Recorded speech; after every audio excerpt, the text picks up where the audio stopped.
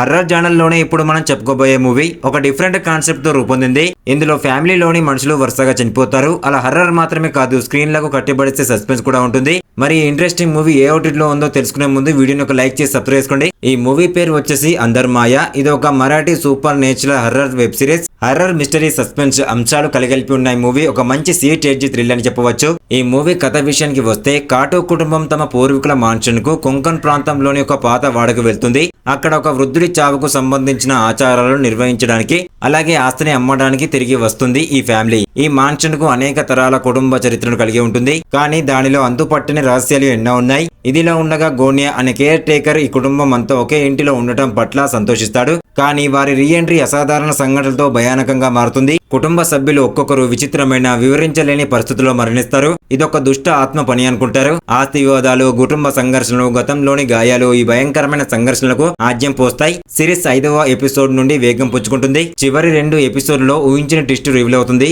ఇంతకీ ఎక్కడ ఏం జరిగింది, ఈ ఫ్యామిలీని ఆ ఆత్మ ఎందుకు వేటాడుతుంది అనే అంశాలను తెలుసుకోవాలి అనుకుంటే ఈ మూవీని చూడాల్సిందే. ఈ మూవీ జీ5 ఓటీటీలో స్ట్రీమింగ్ అవుతుంది. ఇలాంటి ఇంట్రెస్టింగ్ మూవీ అప్డేట్స్ కావాలి అనుకుంటే మన ఛానల్ ని వెంటనే వెళ్ళి ఒక లైక్, ఒక సబ్స్క్రైబ్ చేసుకోండి. Thank you.